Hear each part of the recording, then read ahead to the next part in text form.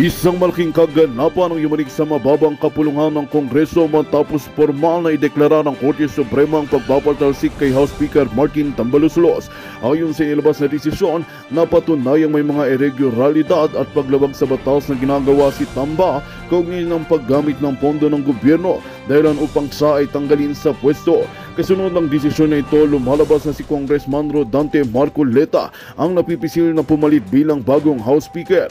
Ayon sa mga insider sa Kamara, nagkakaroon na ng pag-uusap sa pagitan ng mga mambabatas upang suportahan si Marcoleta na kilala sa kanyang matitinding paninindigan at malapit na alyado ng kasalukuyang administrasyon.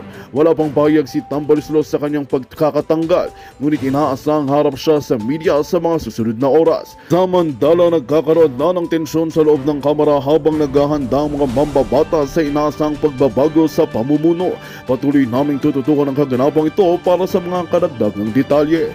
At yun nga ang balitang ating pakakatutukan. Ngunit bago ang lahat, siguraduhin mag-subscribe at ihit ang notification bell para sa patuloy na pagtutok sa mga sulyap ng bagong balita sa tunay na boses ng masa.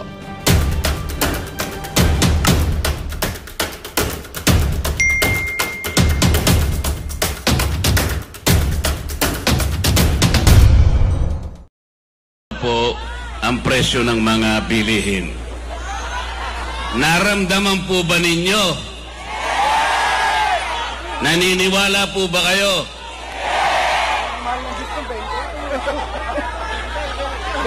Kasi po talagang walang pagbabago ang pagtaas ng bilihin ngayon.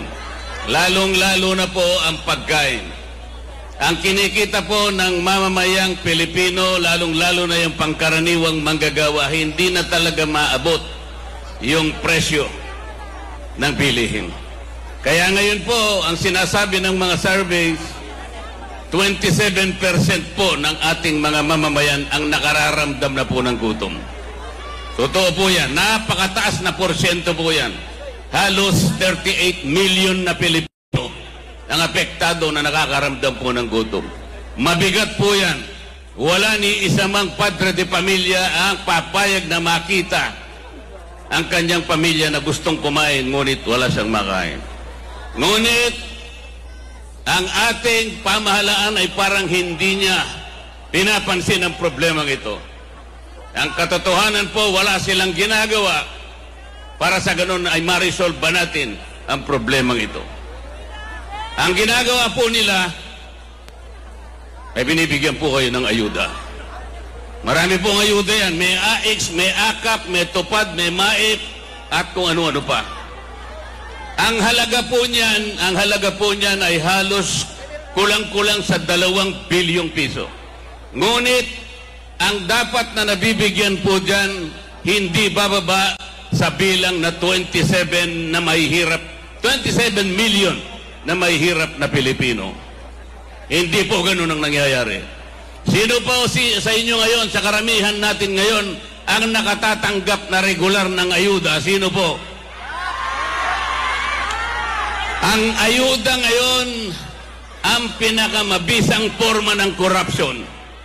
Hindi po napupunta sa halos 27 million na may hirap na Pilipino.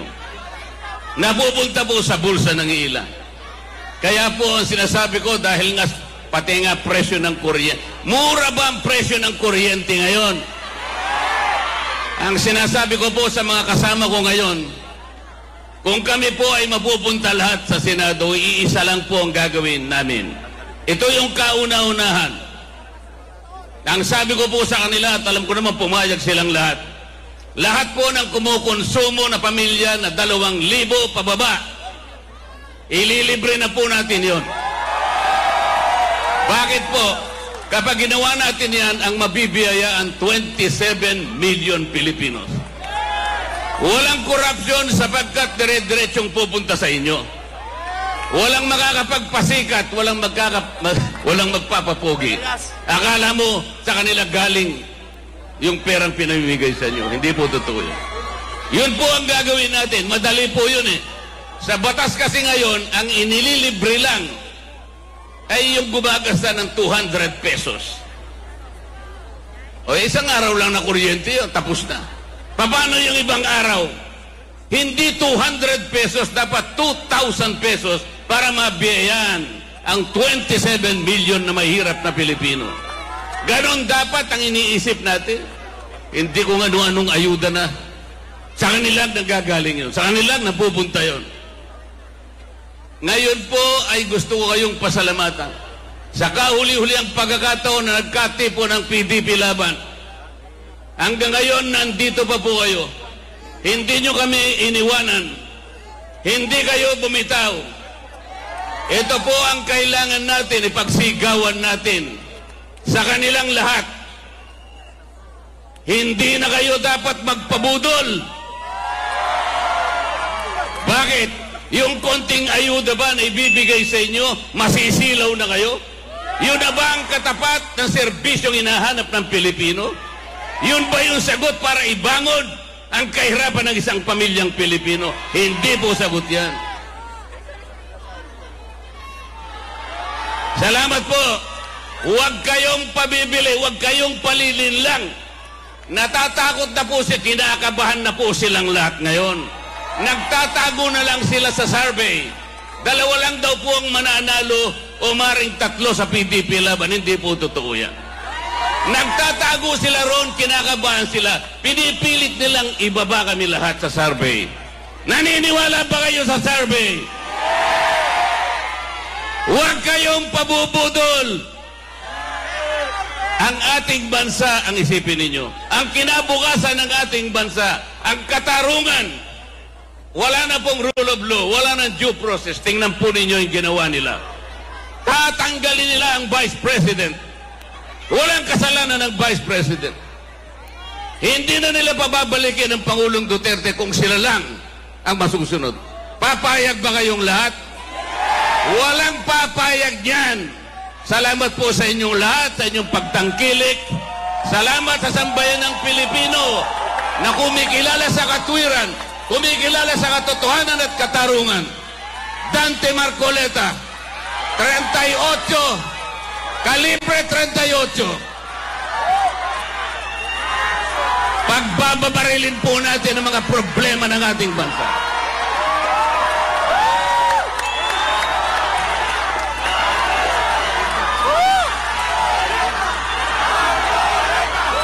Maraming salamat po at magandang gabi sa ating lahat.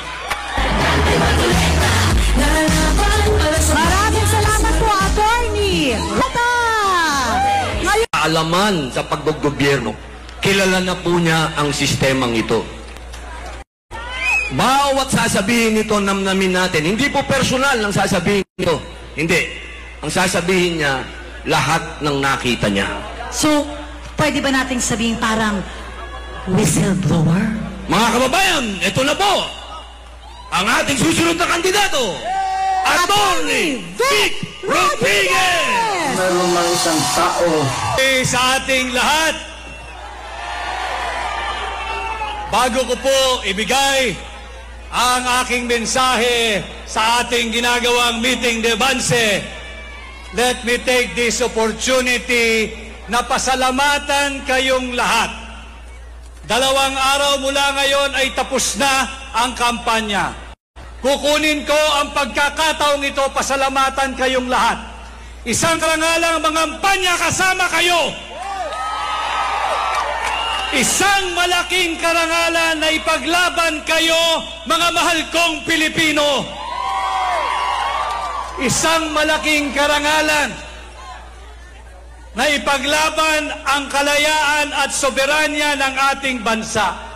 At ngayong gabi, tanggapin ninyo ang aking taus-pusong pasasalamat, Luzon, Visayas, Mindanao, at sa lahat ng Pilipino saan mang panig ng mundo.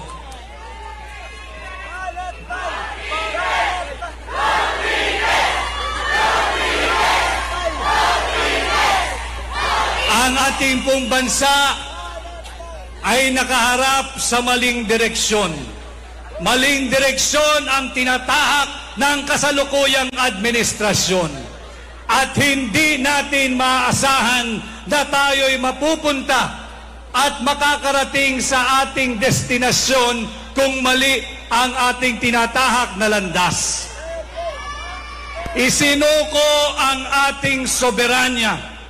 Nasaksihan natin lahat, pati ang mga kasamahan nating magigiting na miyembro ng pambansang pulisya na naririto ngayong gabi. Nakita natin kung paano pinagkanulo ang kapwa natin Pilipino at ginawang mistuladog sa kamay na naglalaway na banyaga dyan sa ICC. Nanganganib ang ating demokrasya. Ibinoto, ipinahiram ng sagradong mandato at boto ng 32 milyong Pilipino. Subalit kasalukuyang pinagtatangka ang nakawin ng iilang elitistang kongresista ang posisyon ng pangalawang Pangulo. Papayag ba kayo niyan? Si Vice President Inday Sara Duterte binigyan ng 59% approval rating ng mamamayang Pilipino. Hindi lamang natitigil dyan, 61% ang nagsabi sila'y tiwala at panatag sa pamumuno ni Vice President Inday Sara Duterte. Kinakailangan natin siyang proteksyonan. Kinakailangan natin siyang ipagtanggol. Kanya nakikiusap po ako sa inyong lahat. Ihatid natin sa Senado ang buong Duterte. Duterte! Duterte! At ganun din ho, mali ang direksyong tinatahak ng kasalukuyang administrasyon. Last year, kinuha ang 60 billion pesos ng PhilHealth. Ngayong taon, binigyan ng zero funding ang PhilHealth. Ito ay sa kabila na nalalaman nila na karamihan sa ating mga Pilipino, kasama kayo, kasama ako, karamihan sa atin, we are just one hospital bill away from poverty. Binigyan mo pa ng zero funding ang PhilHealth. Nasaan ang puso ng administrasyong ito? Kanya hinihingi ko po ang inyong tulong sa pagsasara ng ating kampanya ngayong gabi sa ating meeting de avance. Tulungan po ninyo ang buong Duterte. At ako naman po ang inyong lingkod, malayang nagpasuri, nagpakilala, nagpakilatis, nagpatimbang sa inyo. At kung sakasakali sa ginamit ninyong panukat at panimbang, ako ay pasado, sana ho ay mapahiram ninyo ako ng inyong sagradong tiwala, sagradong mandato at sagradong boto bilang senador ninyo pagdating ng May 12, 2025. Muli ho, sa aking pagsasara, tanggapin po muli ninyo from the bottom of my heart, maraming salamat, maraming salamat, maraming salamat. Isang karangalan na ipaglaban kayo, isang karangalan mangampanya kasama kayo, isang karangalan manindigan para sa Pilipinas at para sa Pilipino, at higit sa lahat sa aking mga kasama dito sa Duterte sa PDP. Salamat, brothers. Isang karangalan na tayo nagsama-sama ngayong halalan at dali ninyo ang buong Duterte sa Senado. Ako po muli, si Attorney Vic Rodriguez, number 56 sa balota, Pilipino, abogado, maisog! Oo, hindi lang yan, abogado pa. Abogado, Labor leader pa! hindi lang yun. Ano pa? Magsasaka. Ay, mapagtatanggol niya ang mga magsasaka. Mga kababayan, ang abogadong magsasaka, Attorney Raul Lambino!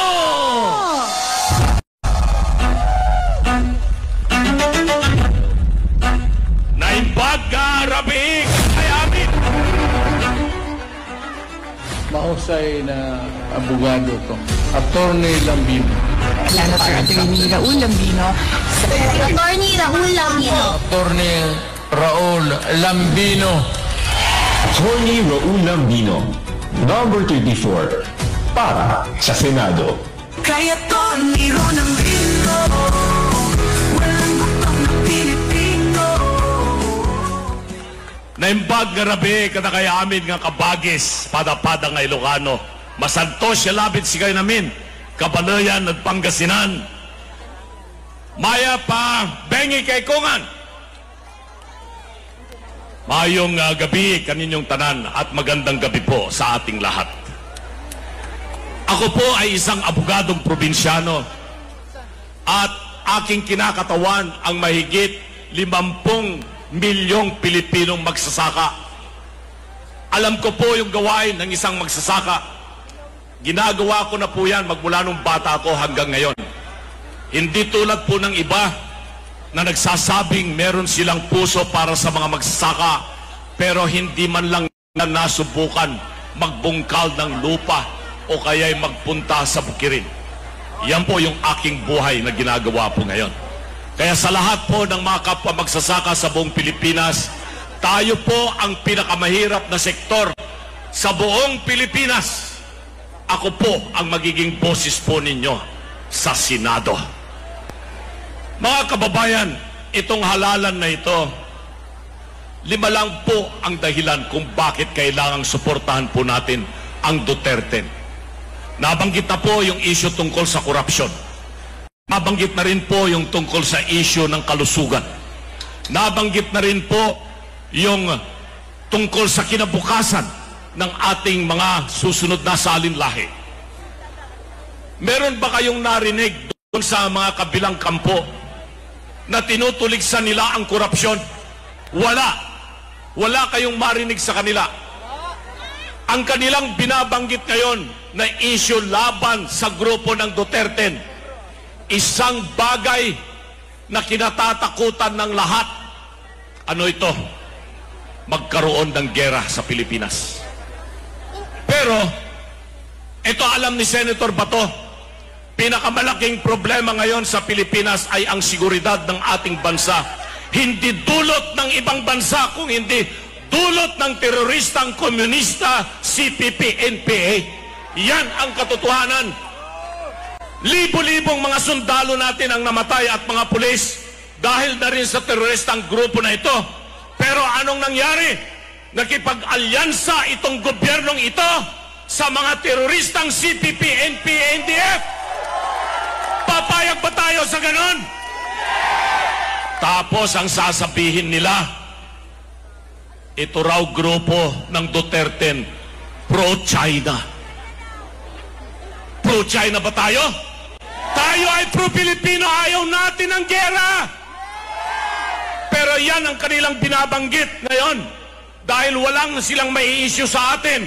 Ang katotohanan, gusto nilang lumala ang sitwasyon po dyan sa West Philippine Sea upang magkaroon ng transaksyon. Anong transaksyon to? Bibili tayo ng maraming armas sa ibang bansa. Pag merong transaksyon, may komisyon at kikita na naman sila dahil po dyan. Meron din silang pangako. Libre raw yung tertiary education. Ginawa na po yan ni Pangulong Duterte, di ba? Libre na po yung tertiary education. Tapos sasabihin nila, pangangalagaan daw nila yung mga overseas Filipino workers. Ginawa na rin po yan ng administrasyon. Meron na tayong Department of Migrant Workers. Pero ang hindi nila magawa, solusyonan yung mataas na presyo ng bilihin. Lalong-lalo na yung bigas. Dahil hanggang ngayon, importasyon, importasyon, importasyon pa rin ang gusto nila. Pag may importasyon, may transaksyon. Pag may transaksyon, may komisyon. Korupsyon po yan. At mamaya babanggitin niya ng mga ibang kandidato yung tungkol po dyan sa korupsyon. Ako po si Attorney Raul Lambino, hindi ko po pinangarap na maging senador, hindi po ako nanaginip. Pero hindi ko po matanggihan yung sinabi ni Tatay Digong, kailangan ka sa Senado, Attorney Lambino, dahil gigipitin nila ang pamilya Duterte tulad ng ginawa nila kay Tatay Digong, tulad ng ginawa nila kay BP Sara. Pag nanalo pa muli ang mga kalyado ng administrasyon na ito, tutuluyan po nilang papaaresto si BP Inday Sara, tutuluyan nilang matanggal siya bilang pangalawang Pangulo para hindi na po siya maging Pangulo ng Pilipinas sa 2028. Payag ba tayo doon? Kailangan po hindi lamang 3 senador doon sa Senado.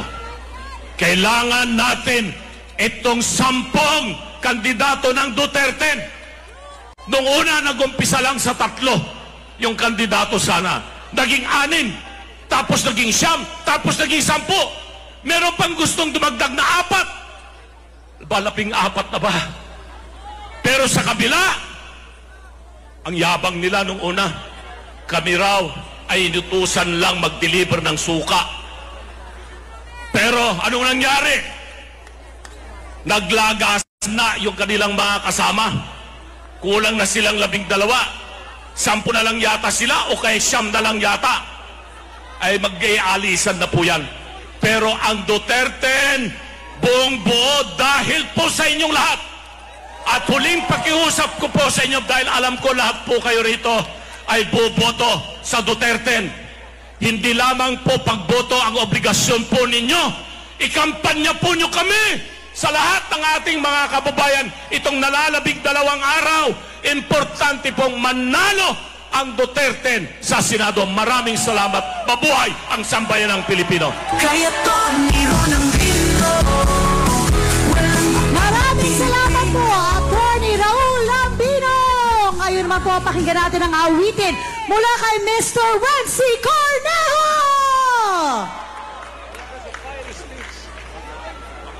Naman po ang susunod po natin, Doktor. Doktor? Oo, doktor yan. Oo, doktor. Alam mo, ang tagal na nating walang doktor Sa matagal na panahon, wala pong doktor na sa Senado. Ang huli po ay si Dr. Flavier, si Senator Flavier. Yes, at saka hindi lang po basta-basta doktor, pediatrician. Mga bata. Opo, Yes. alam nyo, ang sabi ni Dr. Jose Rizal, ang pag-asa ng bayan ay ang kabataan. Kaya dapat magkaroon tayo ng mga batas na may kinalaman sa kalusugan ng mga bata. Prevention. Oo, prevention. Hindi yung parang Aantayin natin magkasakit. Hindi po ganoon. Ang makakatulong ni Senator Bongo, ito na po ang Dr. Richard Marites Mata! Marites! Marites nga kayo dyan! Marites!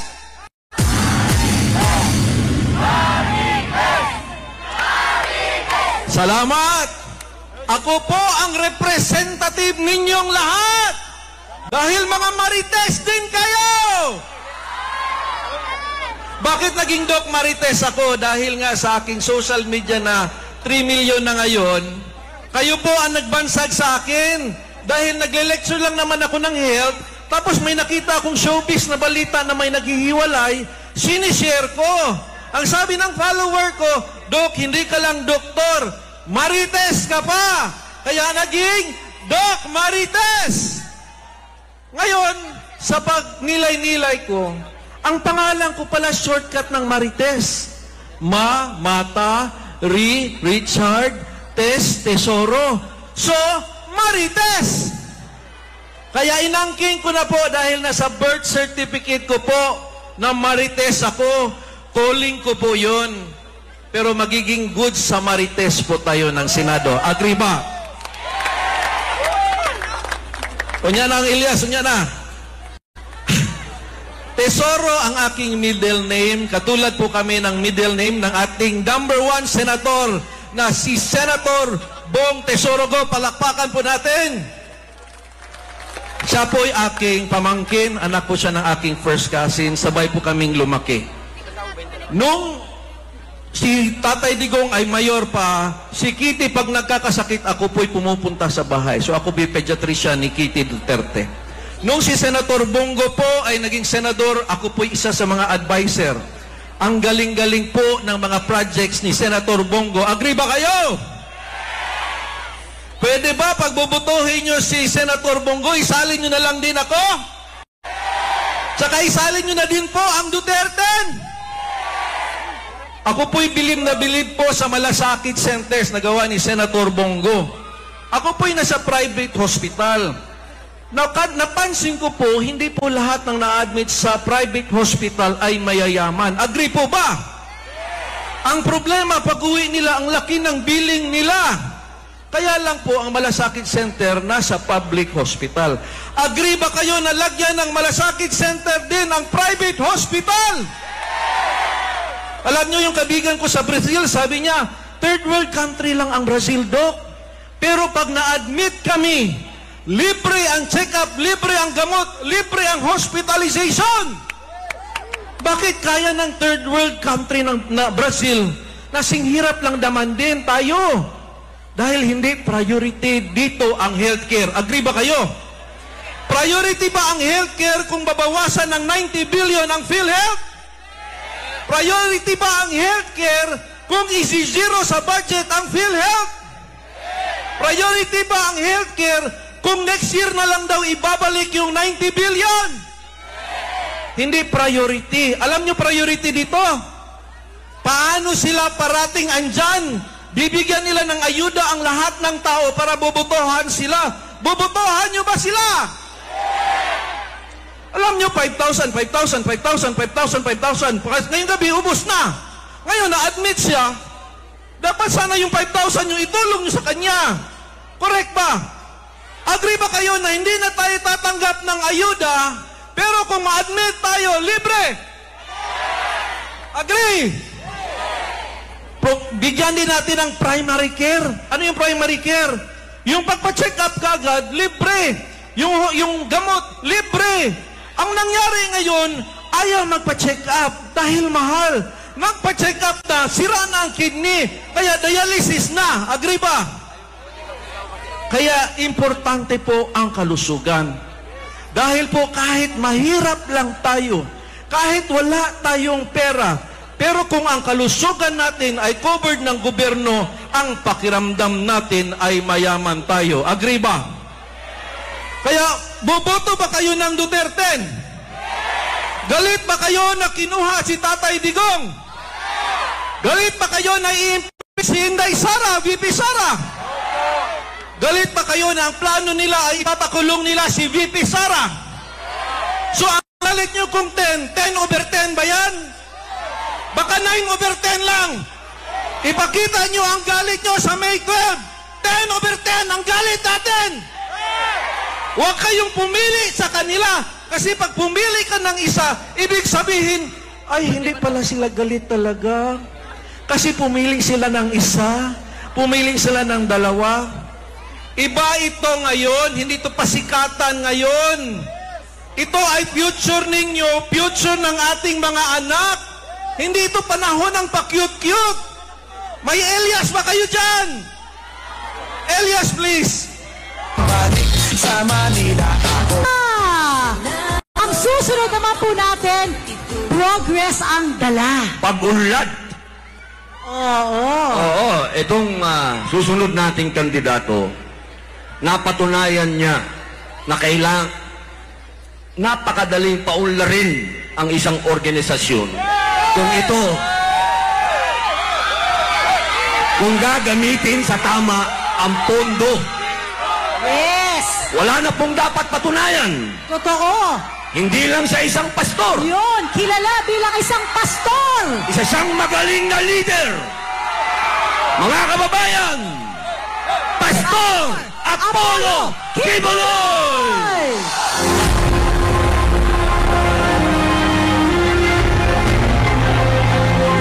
Kababayan at mga kapwa Pilipino sa buong Pilipinas at sa buong sanlibutan, lalo na po ang ating mga kababayang OFW sa ibayong dagat. Pagpalain po kayong lahat ng dakilang Ama sa araw na ito habang kayo ay nanonood sa aking video message na ito. Ang tanong po ay bakit niyo kailangang iboto sa Mayo 12 si Pastor Apollo C. Kibuloy? Boto po ninyo sapagkat gusto ko pong kayo ay makaranas ng isang bansa na malaya sa korupsyon at malaya sa mga opisyal na nang-aabuso ng kanilang kapangyarihan at autoridad na pinagkaloob sa kanila.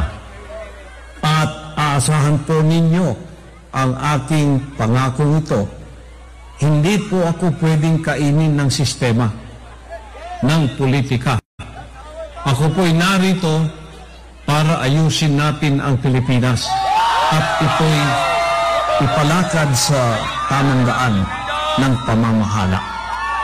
Kaya maasahan po ninyo ang aking pangakong ito na hindi magbabago. Hindi ako tumakbo para sa pera, hindi ako tumakbo para sa pabor, hindi po ako tumakbo para sa